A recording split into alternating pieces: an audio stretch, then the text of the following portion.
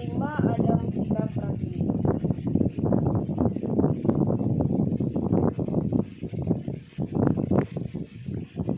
Nah, di sini saya akan menjelaskan tentang apa itu privacy. Jadi membahas keamanan informasi yang merupakan prinsip dasar keandalan sistem. Di bab ini kita membahas dua prinsip yang penting dari sistem itu. Yang pertama, Trust Service Framework, menjaga kerahasiaan kekayaan intelektual organisasi, dan yang kedua, melindungi privasi informasi pribadi yang dikumpulkan dari pelanggan, karyawan, pemasok, dan mitra bisnis. Di sini kami bahas topik enkripsi karena merupakan alat penting untuk melindungi kerahasiaan dan privasi. Dan kita di sini juga bakal membahas hashing karena ini memainkan peran penting dalam menciptakan tanda tangan digital dan blockchain. Yang selanjutnya, melindungi kerahasiaan dan privacy itu organisasi memiliki banyak sekali informasi sensitif termasuk rencana strategis, rahasia dagang, informasi budaya, dokumen hukum, dan perbaikan proses. Kekayaan intelektual ini seringkali penting bagi keunggulan kompetitif dan keberhasilan jangka panjang organisasi.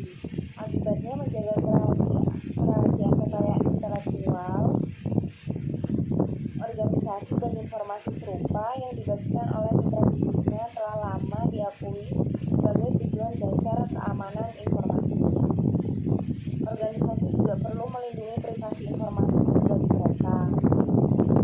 Tujuan kerahasiaan privasi itu melindungi informasi sensitif dari akses pengungkapan yang tidak sah, yang nanti berakibat 4 tindakan dasar.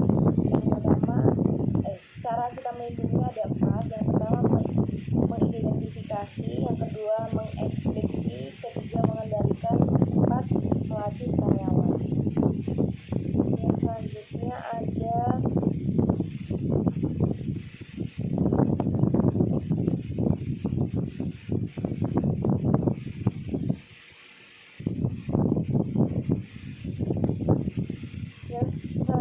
ada identifikasi dan kelas. Yang pertama ada prinsip privacy. Jadi di prinsip privacy ini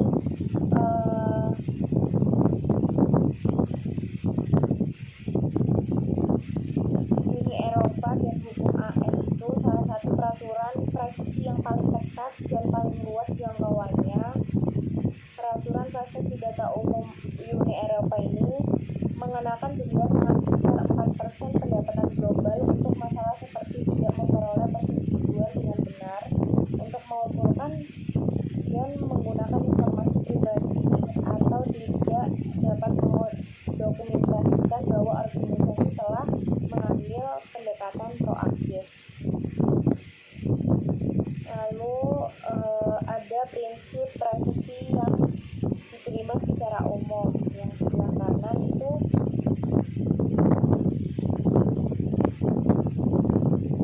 organisasi mematuhi berbagai persyaratan ini dengan biaya efektif. American Institute of Certified Public Accountant itu bersama-sama mengembangkan kerangka kerja yang disebut prinsip privasi yang diterima secara umum, yang mendefinisikan 10 praktik. Yang pertama, manajemen, pemberitahuan, pilihan persetujuan, pengumpulan, penggunaan, akses, pengungkapan, keamanan, kualitas, dan pemantauan.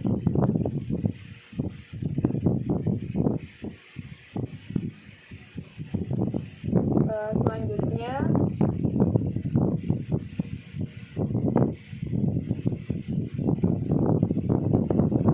ada jenis sistem enkripsi. Yang pertama ada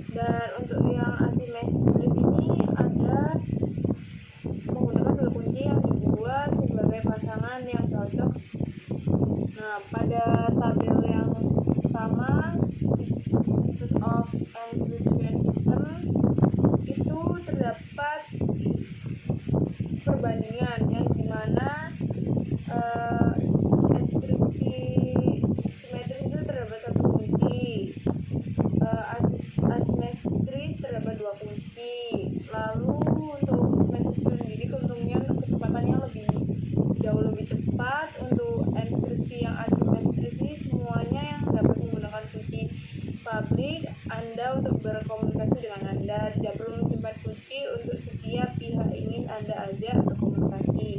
Dan kekurangan enkripsi simetris ini memerlukan kunci terpisah untuk setiap orang yang ingin berkomunikasi, harus menentukan cara aman, dan untuk asimetrisnya kecepatan jauh lebih lambat, menentukan PKI untuk memvalidasi kepemilikan. Untuk masalah risikonya simetris ini melindungi kunci rahasia bersama dari kehilangan atau pencurian. Untuk asimetrisnya melindungi kunci pribadi dari kehilangan atau pencurian. Untuk penggunaan utamanya simetris ini enkripsi sejumlah besar informasi. Untuk asimetrisnya pembuatan tanda tangan digital dan pertukaran kunci simetris yang aman melalui email. Dan jaringan pribadi virtual atau virtual private network itu juga kita sudah tahu. Untuk pada gambar VPN-nya itu terowongan enkripsi yang terdapat pada internet yang terhubung secara pribadi atau virtual. Next.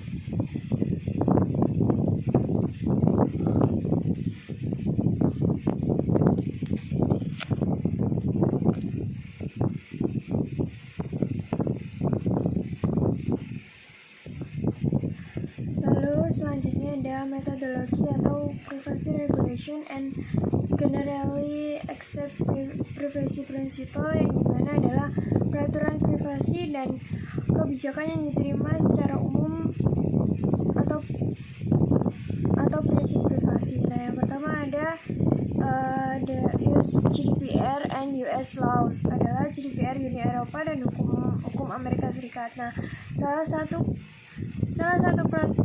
peraturan privasi yang paling ketat dan paling luas jangkauannya adalah peraturan privasi data umum atau GDPR Uni Eropa. Nah, GDPR ini mengenakan denda yang sangat besar hingga 4% dari pendapatan global. Untuk masalah seperti tidak memperoleh persetujuan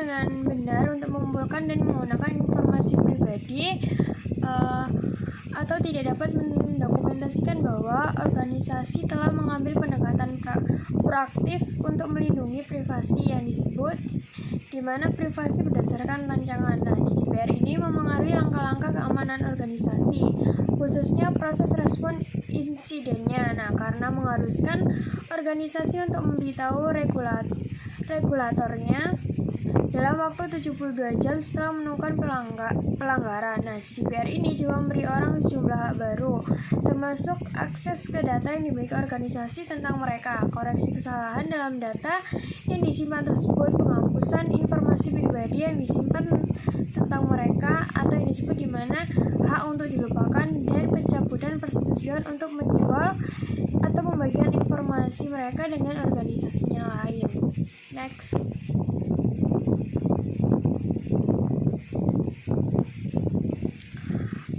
Lalu ada generally accepted privacy principle, di mana adalah prinsip privasi yang diterima secara umum. Nah, sebuah organisasi mematuhi berbagai persyaratan dengan biaya yang efektif. American Institute of Certified Public Accountants atau AICPA dan Canadian Institute of Chartered Accountants atau CCA bersama-sama mengembangkan kerangka kerja yang disebut prinsip privasi yang diterima secara umum atau GAPP. Nah, GAPP ini mengidentifikasikan dengan mendefinisikan 10 praktik terbaik yang diakui secara internasional. Nah, yang pertama adalah manajemen, di mana organisasi ini perlu menetapkan serangkaian prosedur dan kebijakan untuk melindungi privasi informasi pribadi yang mereka kumpulkan dari pelanggan, serta informasi tentang pelanggan yang diperoleh dari pihak ketiga seperti biro kredit. Lalu yang kedua ada notis atau pemberitahuan. Nah, suatu organisasi harus memberikan pemberitahuan tentang kebijakan dan praktik privasinya pada atau sebelum saat mengumpulkan informasi pribadi dari pelanggan atau sesegera mungkin setelahnya. Lalu yang ketiga ada choice and consent, adalah pilihan dan persetujuan. Organisasi harus menjelaskan pilihannya tersebut tersedia bagi individu dan memperoleh persetujuan mereka sebelum mengumpulkan dan menggunakan informasi pribadi mereka. Lalu yang keempat ada collection atau pengumpulan. Nah, organisasi ini harus mengumpulkan hanya informasi yang diperlukan untuk memenuhi tujuan yang dinyatakan dalam kebijakan privasinya. Lalu yang kelima ada use, retention, dan disposal, di mana adalah penggunaan, penyimpanan, dan pembuangan. Organisasi harus menggunakan informasi pribadi pelanggan hanya dengan cara yang dijelaskan dalam kebijakan privasi yang dinyatakan dan menyimpan informasi tersebut hanya selama diperlukan untuk memenuhi tujuan bisnis yang sah. Yang keenam ada akses. Organisasi ini harus memberitahu individu kemampuan untuk mengakses, meninjau, dan mengoreksi informasi pribadi yang tersimpan tentang mereka. Yang ketujuh ada disclosure to third parties, adalah pengungkapan kepada pihak ketiga. Nah, sebuah organisasi juga harus mengungkapkan informasi pribadi pelanggan kepada pihak ketiga hanya dalam situasi dan cara yang dijelaskan dalam kebijakan privasi organisasi. Yang kedelapan ada security. Nah, organisasi ini harus mengambil langkah yang wajar untuk melindungi informasi pribadi pelanggannya dari kehilangan atau pengungkapan privasi yang tidak sah. Yang kesembilan ada quality. Nah, organisasi harus menjaga integritas informasi pribadi pelanggan mereka dengan menggunakan prosedur untuk memastikannya cukup akurat. Lalu yang ke-10 yang terakhir adalah monitoring and enforcement, adalah pemantauan dan penegakan. Nah, organisasi ini harus secara berkala memverifikasi bahwa karyawannya mematuhi kebijakan privasi yang ditetapkan. Next.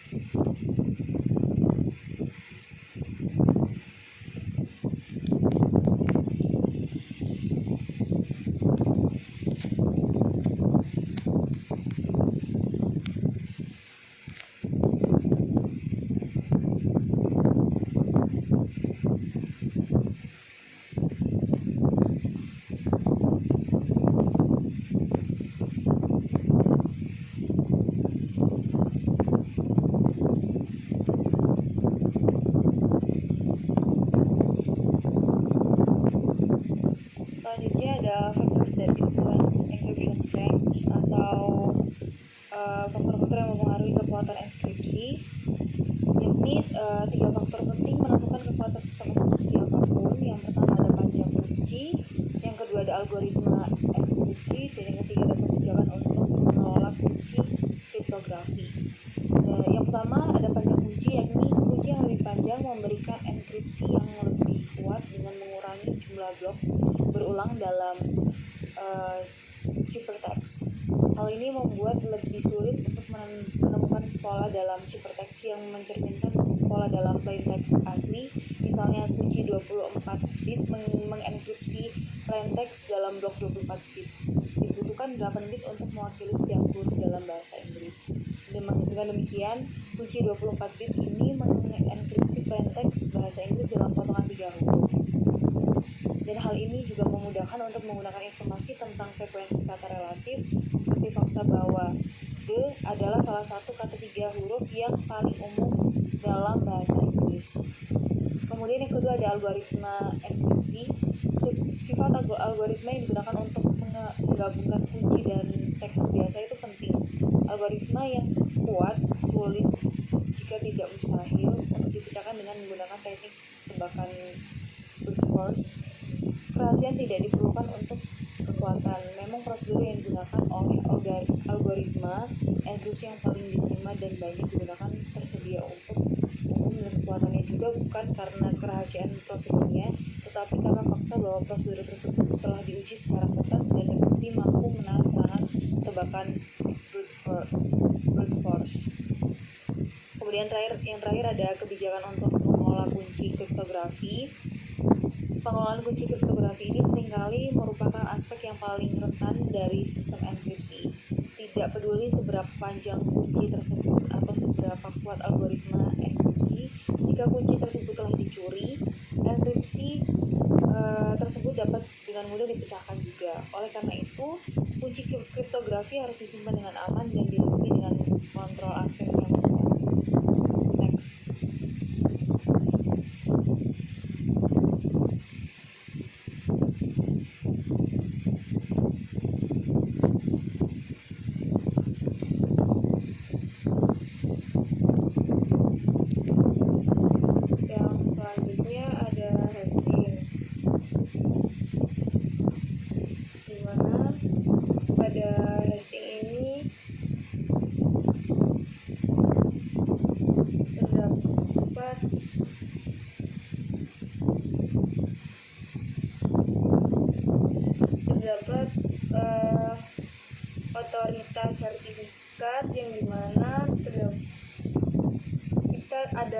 proses di dalam nesting. Yang pertama ada digital signatures,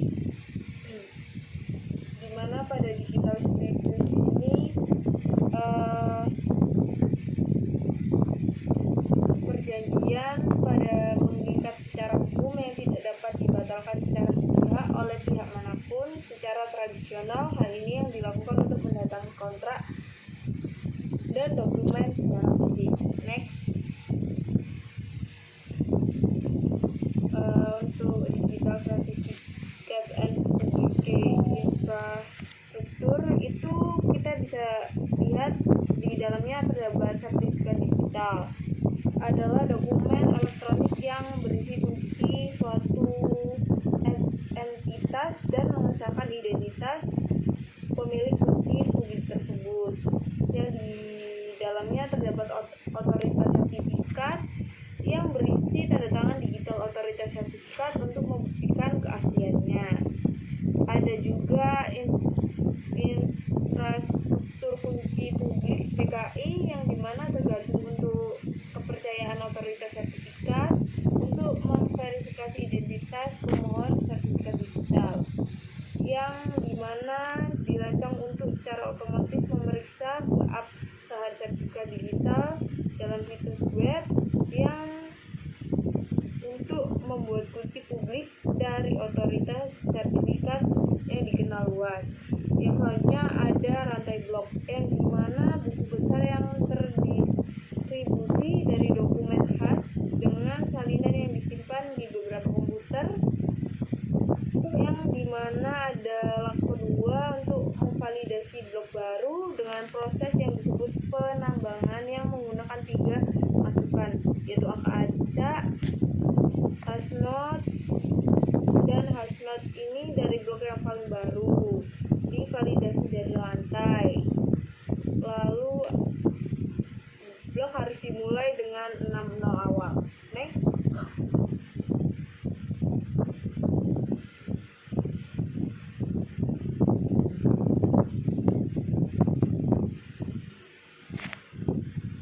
sekian presentasi dari kelompok kami. Mohon maaf jika ada salah kata saat presentasi. Wassalamualaikum warahmatullahi wabarakatuh.